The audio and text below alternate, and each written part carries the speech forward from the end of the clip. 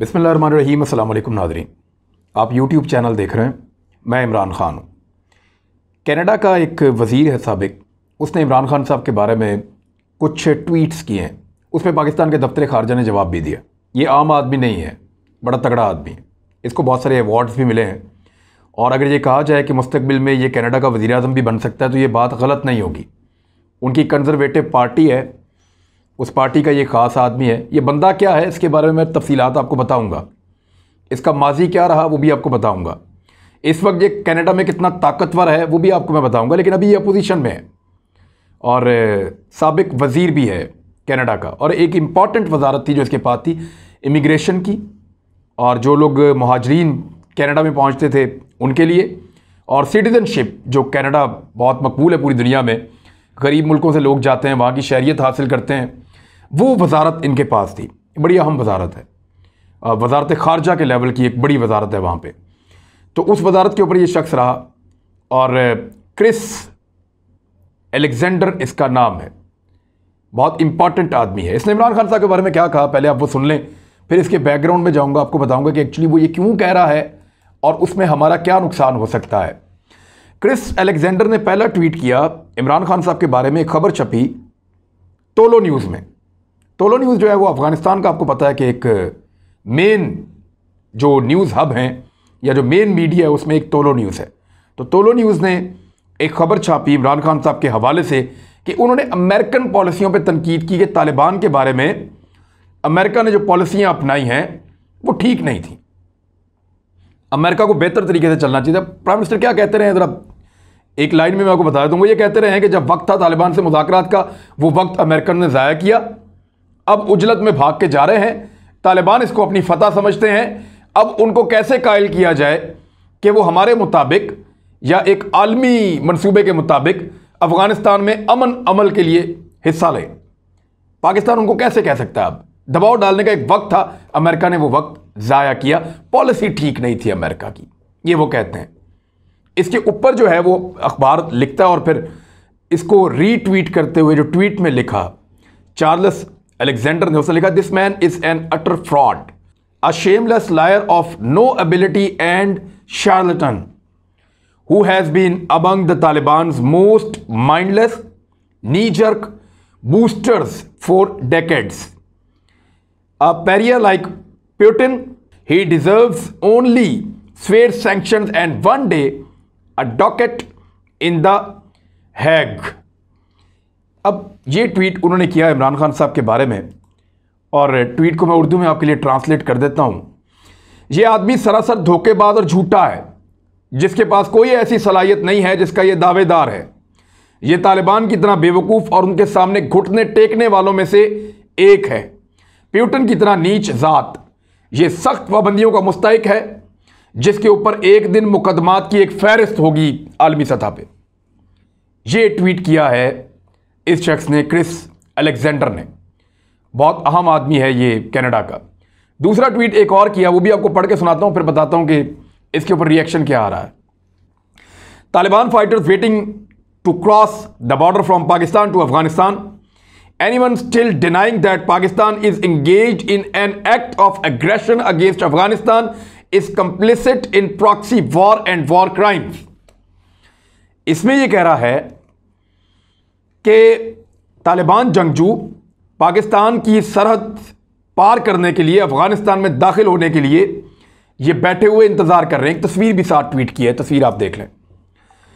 जो अभी तक इस बात की नफी कर रहा है कि पाकिस्तान अफगानिस्तान के खिलाफ, यानी जो भी इस वक्त तक इस बात की नफी कर रहा है कि पाकिस्तान अफगानिस्तान के खिलाफ जारहियत के अमल में मसरूफ नहीं है, वो खुद भी जंगी जराइम और प्रॉक्सी वार में मुलव्वस है। यानी अगर अब भी कोई कहेगा इस तस्वीर को देखने के बाद कि पाकिस्तान से जंगजू अफगानिस्तान लड़ने के लिए या जारहियत के लिए नहीं जा रहे, तो वो भी जुर्म का बराबर का हिस्सेदार हो जाएगा, ये इसने कहा है। पहले तो ये तस्वीर का पोस्टमार्टम कर लें।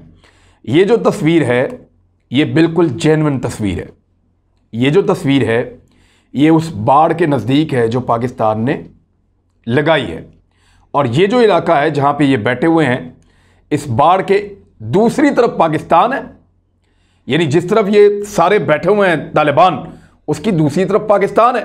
ये तो हम रोज़ रिपोर्ट कर रहे हैं कि तालिबान ने अफ़गानिस्तान के जो सरहदी इलाके हैं, स्पिन बोल्दिक हो गया या बाकी एरियाज़ हैं, वहाँ पे कंट्रोल कर दिया है। और ये तस्वीर खींचने वाला कैमरामैन कहाँ था, ये सबसे बड़ा सवाल है। अगर तो कैमरामैन उस तरफ खड़ा हुआ है जिस तरफ ये तालिबान बैठे हुए हैं, तो कैमरामैन अफ़गानिस्तान में खड़ा हुआ है। ये तस्वीर पाकिस्तान में खड़े होकर नहीं खींची गई, ये तस्वीर अफ़गानिस्तान में खड़े होकर खींची गई है। ये कैमरामैन अफ़गानिस्तान की सरजमीन पे खड़ा होकर अफ़गानिस्तान की सरजमीन पे बैठे हुए तालिबान जो उस बाढ़ के करीब आ गए हैं, जो बाढ़ पाकिस्तान ने लगाई है। अब इस बाढ़ से उस तरफ क्या होता है, हम उसमें क्या कर सकते हैं? हम इन तालिबान के ऊपर क्यों अटैक करें? हम इन पे गोली चलाएंगे तो अफ़गानिस्तान के अंदर मुदाखलत हो जाएगी, ये हमारे साथ जंग शुरू कर देंगे। इनके जो हमायती हैं वो पूरी दुनिया में पाकिस्तान के खिलाफ हो जाएंगे। फिर दहशतगर्दी की वो जंग जो अमेरिका और यूरोप और नेटो मिलकर नहीं जीत सका, वो पाकिस्तान को अकेले लड़नी पड़ जाएगी। तो पाकिस्तान की फ़ौज पे दुनिया का तकिया बहुत है। दुनिया को पता है कि अगर कोई फ़ौज ऐसी है जो इनसे लड़ सकती है या इनके साथ पंजा आजमाई कर सकती है, तो वो पाकिस्तान की फ़ोर्स है। मुल्क के साथ मुल्क लगता है तो पाकिस्तान ये कर पाएगा, दुनिया को ऐसा लगता है। लेकिन पाकिस्तान ये क्यों करे? पहले ही 70 लाख लाशें उठाई हैं। अब अफ़गान जाने, अफ़गानियों का काम जाने, ये तालिबान जाने और अफ़गान हुकूमत जाने, हमारा इससे कोई लेना देना नहीं है।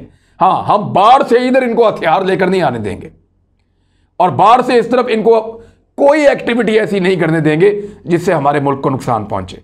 बाकी ये आपस में लड़ते हैं, लड़े, हम यहां खड़े होकर तमाशा देखेंगे, दूरबीनें लगा के देखेंगे कि तालिबान जीत रहे हैं या अफगान फोर्सेस जीत रही हैं। जो जीत के हुकूमत बना लेगा पाकिस्तान उसके साथ बात करेगा। तो ये जो तस्वीर है ये तो झूठ है, ये अफगानिस्तान के अंदर से खींची गई है। और ऐसी बेशुमार और तस्वीरें मैं भी आपको दिखा सकता हूं जो अफगानिस्तान के अंदर से खींची गई हैं और उस तरफ के क्या हालात हैं वो है। एक बड़े मज़े की वीडियो मुझे किसी ने अफगानिस्तान से भेजी, वो वीडियो अगर आप देखें तो आपको बड़ा मज़ा आएगा। ये मेरे पीछे चल रही है, ये मोटरसाइकिल के ऊपर उन्होंने एंटी एयरक्राफ्ट गन जो है वो फिट की हुई है। ये हेलीकॉप्टर को हिट कर सकते हैं इससे, छोटा मोटा तैयारा हिट कर सकते हैं इससे। तो ये एक बड़ी खौफनाक किस्म की बंदूक है। ये बहुत बड़ी बड़ी गाड़ियों के ऊपर फिट होती है जिनका बड़ा टनों के हिसाब से वजन होता है। तो ये तालिबान के आप काम चेक करें, इन्होंने इसको फिट किया हुआ है एक 125 मोटरसाइकिल के ऊपर। तो इस तरह की तो उनकी फोर्स है। अब इस गन को कहीं पहुंचाना कितना मुश्किल है अगर ये गाड़ी पे हो तो तालिबान ने अपने इलाकों के मुताबिक अपने हिसाब से अपनी इंजीनियरिंग करके अपने हथियार भी बनाए हुए। तो ये तस्वीरें वहाँ से वीडियो तस्वीरें उनकी हार जीत की आ रही हैं, तो वहाँ वो जो मर्जी करें, हमारा उससे कोई लेना देना नहीं है। अब आ जाएं, ये जो पहला ट्वीट इस शख्स ने किया, आप देखें ये शख्स है कौन। और इसके ऊपर पहले एक रद्द-ए-अमल है जो अफ़गानिस्तान के नायब सदर ने किया है। अफ़गानिस्तान का जो नायब सदर है अमरुल्लाह सालेह, उसने, क्योंकि पाकिस्तान से आजकल उनको बहुत तकलीफ है, उन्होंने रीट्वीट करते हुए लिखा कि अलेक्जेंडर, आप लाखों अफगानियों के लिए बोल रहे हो, हज़ारों खामोश फौजी जिनकी सफारतकारी और अवामी मैदान में कोई नुमाइंदगी नहीं है, उन फौजियों की ज़ुबान ही कोई नहीं है, उनके लिए आप बोल रहे हो। और सबसे अहम बात ऐसे लोगों के लिए जो कारस्तानियों और हेरा फेरी के खिलाफ काफ़ी मजबूत हैं, यानी जो बेचारे उनकी नज़र में जो लोग जहाद कर रहे हैं, जो लोग फौजी लड़ रहे हैं, जो अफगानों को बचाना चाहते हैं, उनके लिए आप बोल रहे हैं। उसने अप्रिशिएट किया ये पाकिस्तान के खिलाफ बोलने के ऊपर, किसको? क्रिस अलेक्जेंडर को। अब पाकिस्तान का इस पर रद्द-ए-अमल आया। दफ्तर खारजा ने इसमें एक बयान दिया और कहा कि पाकिस्तान कनाडा के साबिक वजीर क्रिस अलेक्जेंडर के बेबुनियाद इल्ज़ामात और बेबुनियाद तबसरों की शदीद मजम्मत करता है। अफगान अमन अमल में पाकिस्तान के किरदार से मुताल्लिक उनका दावा बेबुनियाद है और गुमराहकुन है। ऐसे रिमार्क्स इस मसले को समझने के मुकम्मल फुकदान और ज़मीनी हक़ाइक़ से लाइल्मी पर मबनी है। यानी वो ज़मीनी हक़ाइक़ को नहीं जानता, इस मसले को नहीं समझता, बिला वजह वो पाकिस्तान को मलाइन कर रहा है। तर्जुमान ने कहा कि दुनिया पाकिस्तान और वज़ीर-ए-आज़म इमरान खान के इस मौक़िफ़ को मान चुकी है कि अफ़गान तनाज़े का कोई फ़ौजी हल नहीं है, जभी तो सारे भाग कर जा रहे हैं। पाकिस्तान हमेशा मामले के वसीउल बुनियाद और जामे सियासी हल की ज़रूरत पर जोर देता रहा है। उन्होंने कहा कि ऐसे गैर ज़रूरी तबसरे काबिल अफसोस हैं। मामला कनाडा के साथ उठाया गया है, ये मामला पाकिस्तान ने कनाडा के साथ उठाया है और कैनेडियन हुकाम पर जोर दिया है कि वो बदनीयती पर मबनी इस मुहिम से निमटने के लिए इक़दामात करें। अब ये बंदा कौन है, इसकी पार्टी कौन है, ज़रा गौर करें। ये कनाडा का एक साबिक यानी एक सफारतकार है, सियासतदान भी है इस वक्त, पहले ये सफारतकार था। इसने 18 साल तक कैनेडियन फॉरेन सर्विसेज में इसने गुजारे हैं। 2003 से 2005 तक ये अपनी ज़ाती ख्वाहिश पर अफ़गानिस्तान जाता है और वहाँ पे कनाडा के पहले रिहायशी सफ़ीर के तौर पर खिदमात सर अंजाम देता है।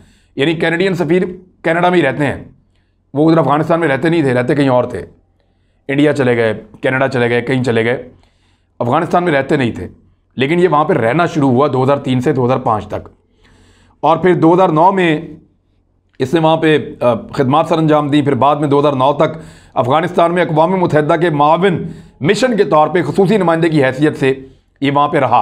यानी इसकी ख्वाहिश थी कि अफ़गानिस्तान में टाइम गुजारे, इसने वहाँ बहुत ताल्लुकात बनाए। अच्छा, इसने एक और, इसके जो मुल्क के सहाफ़ी हैं उनमें बहुत सारे लोग ये मानते हैं कि ये बंदा बड़ा खौफनाक है और बड़ा सख्त नज़रियात का हामिल है। यानी इसकी पार्टी का ये नज़रिया है कि मिलिट्री के बजट को ज़्यादा से ज़्यादा किया जाए, फ़ौजी बजट को बढ़ाया जाए, कैनेडियन फ़ौज को ज़्यादा ताकतवर किया जाए। और एक और उनके मंशूर में ये चीज़ शामिल है कि इसराइल को उन्होंने हर हाल में सपोर्ट करना है और इसराइल को पूरी सपोर्ट देनी है। साथ ही साथ अगर आप इसके ताल्लुकात का जायज़ा लें तो अफ़गान हुकूमत के साथ इसके बड़े अच्छे ताल्लुकात हैं, और नरेंद्र मोदी के साथ इसने अपने ज़ाती प्रोफाइल पर फ़ोटो लगाई हुई है। यानी ज़ाती प्रोफाइल में जिस शख्स को कोई पसंद करता है उसको लगाता है, तो नरेंद्र मोदी को ये बहुत पसंद करता है, उसके साथ फ़ोटो इसने अपना ज़ाती जो प्रोफाइल है, जो इसका इंट्रोडक्शन है इंटरनेट पे, जो इसने अपना पेज बनाया हुआ, वहाँ पे नरेंद्र मोदी के साथ इसने अपना फ़ोटो लगाया हुआ है ताकि उसके साथ ताल्लुकात को ये ज़्यादा फ़ख्र के साथ बयान करता है। तो अब आपको पता चल गया कि ये क्या है। इसका एक शानदार करियर है, बहुत मुमकिन है कि ये आने वाले वक्त में कनाडा का वज़ीर-ए-आज़म भी बन जाए। अब ज़रा इस लिंक को आप देख लें, इसमें नरेंद्र मोदी हो गया, क्रिस अलेक्जेंडर हो गया, अमरुल्लाह साले हो गया, या अफ़गान हुकूमत आप कह लें। फिर पाकिस्तान में भी इस तरह के बहुत सारे हैं, यानी मोहसिन दावत टाइप और PTM, ये भी साथ उसी चरबे का हिस्सा है। तो ये एक अंजुमन सताइश बाहमी एक बनी हुई है और ये मिलकर काम करते हैं। लेकिन ऑर्गेनाइज कितने आप ये देखें, और ये पाकिस्तान के लिए ख़तरनाक है। ये आदमी कुछ भी बन सकता है, कल को प्राइम मिनिस्टर हो सकता है कनाडा का, और एक ऐसा आदमी जो पाकिस्तान के बारे में एक मखसूस राय रखता है और उस राय के साथ वो कनाडा का जैसे अहम मुल्क का प्राइम मिनिस्टर बनता है, तो पाकिस्तान के लिए मुश्किलात और बढ़ेंगी। ये हर उस प्रोपेगेंडे की तरफ जाएगा जो पाकिस्तान के खिलाफ हो रहा होगा, क्योंकि इंडिया ने इसके ऊपर इन्वेस्ट किया है, अफगानिस्तान ने इसके ऊपर इन्वेस्ट किया है, और जितना अरसा ये वहां रहा इसके इंडियंस के साथ मेल मिलाप बड़े शानदार रहे हैं। अब इस बंदे के बारे में, यानी पाकिस्तान के पास ऐसे कितने लोग हैं, एक बड़ा सवाल है ना। हम कब तक डिनाइल में रहेंगे, कब तक ये कहेंगे जी ये बात गलत कर रहा है, वो बात गलत कर रहा है, वो बात गलत कर रहा है। हमारे लिए बात करने के लिए लोग मौजूद क्यों नहीं है? ना यूरोपियन पार्लियामेंट में है, बहुत कम है, हमने इन्वेस्ट ही नहीं किया हुआ, काम ही नहीं किया हुआ। ना हमारे पास कनाडा में, ना अमेरिका में, ना यूरोप में, हमारे यूरोपीय यूनियन में नहीं, हमारे पास ऐसे लोग बहुत कम हैं जो हमारे लिए लॉबिंग करें, जो हमारे लिए बात करें, जो पाकिस्तान के मौक़िफ़ को पेश करें और पाकिस्तान के मौक़िफ़ को दुरुस्त तस्लीम भी करें। पाकिस्तान ने कुछ झूठ थोड़ी बोलना है, पाकिस्तान ने रियल पिक्चर शो करनी है कि जनाब हमारे बारे में जो प्रोपेगेंडा है वो यूं हो रहा है और एक्चुअली हकायक ये है, पाकिस्तान ने ये कुर्बानियां दी हैं, पाकिस्तान इस लड़ाई का ये हल देख रहा है और पाकिस्तान उसके लिए काम कर रहा है। अब इस किस्म की तस्वीरें और इस किस्म के ट्वीट्स के बाद पाकिस्तान का जो मौक़िफ़ है वो दुनिया के अंदर कमज़ोर पड़ता है। देखिए, पाकिस्तान में आप इस बात की परवाह ना करें, लेकिन दुनिया में ऐसा होता है। पाकिस्तानियों को विजिलेंट रहते हुए, ज़्यादा मेहनत करते हुए इन चीज़ों को टैकल करना होगा। इन आवाज़ों के ख़िलाफ़ अपनी एक मौसर और बेहतर आवाज़ पैदा करनी होगी, तभी दुनिया इस बात को मानेगी कि ना सिर्फ ये एक ज़िम्मेदार मुल्क है, बल्कि ये मुल्क अपनी ज़िम्मेदारी का मुजाहरा करते हुए अफ़गानिस्तान के अंदर अमन लेकर आना चाहता है। दुनिया उसको कैसे देख रही है? ऐसे जैसे रोज़ाना यहाँ से हम बहुत सारे हथियारों के साथ लेस करके तालिबान को ट्रेनिंग दे के अफ़गानिस्तान भेजते हैं, वो जाके अफ़गान फ़ौजियों को मारते हैं। हालांकि इस चीज़ का कोई भी सबूत नहीं है, कोई शवाहिद नहीं है। हाँ, ये ज़रूर है कि यहाँ पे तालिबान के हमायती भी हैं, यहाँ पे तालिबान के मुखालिफ भी हैं, यहाँ पे PTM वाले भी मुजाहरा करते हैं जो तालिबान के खिलाफ अफ़गान हुकूमत के हक़ में है, और यहाँ पे कुछ ऐसे लोग भी मुजाहरा करते हैं जो तालिबान के हक़ में और अफ़गान हुकूमत के खिलाफ हैं। लेकिन यहाँ 30 लाख जो अफ़गानी हैं वो यहाँ रहते हैं। अब वो तालिबान के साथ हैं या अफ़गान हुकूमत के साथ हैं, ये तो उनकी मर्ज़ी है।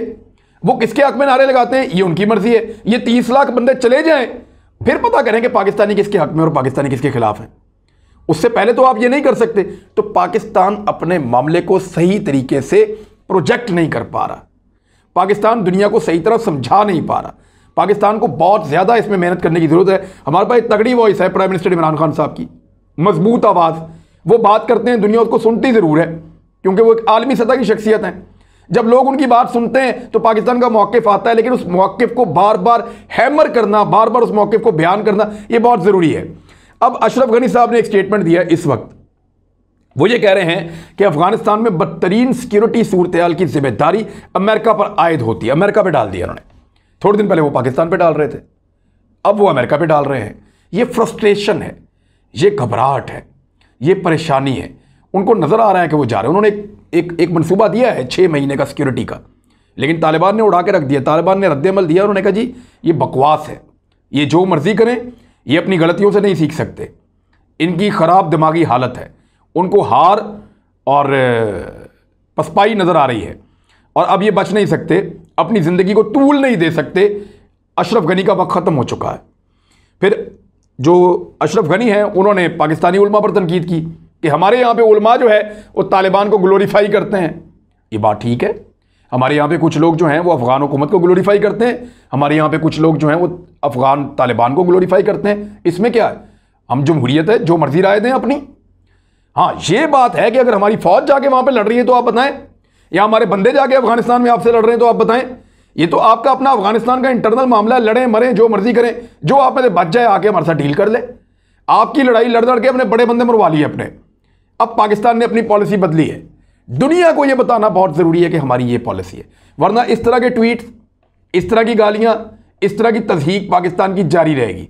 पाकिस्तान चाहे कोई आलमी कॉन्फ्रेंस करे, चाहे कुछ भी करे, दुनिया को पहले यह बताया कि हमने क्या खोया इस लड़ाई में और अब हम क्या चाहते हैं इसके बाद, और हमारी स्ट्रिक्ट पॉलिसी है क्या तालिबान के बारे में, अफगानिस्तान के बारे में। इमरान खान से भी इंटरव्यूज ने तो बहुत क्लियर किया है, लेकिन इस पर मजीद काम करने की जरूरत है। अब तक के लिए इतना ही। अपना ख्याल रखिएगा, अपने इस चैनल का भी। अल्लाह हाफिज़।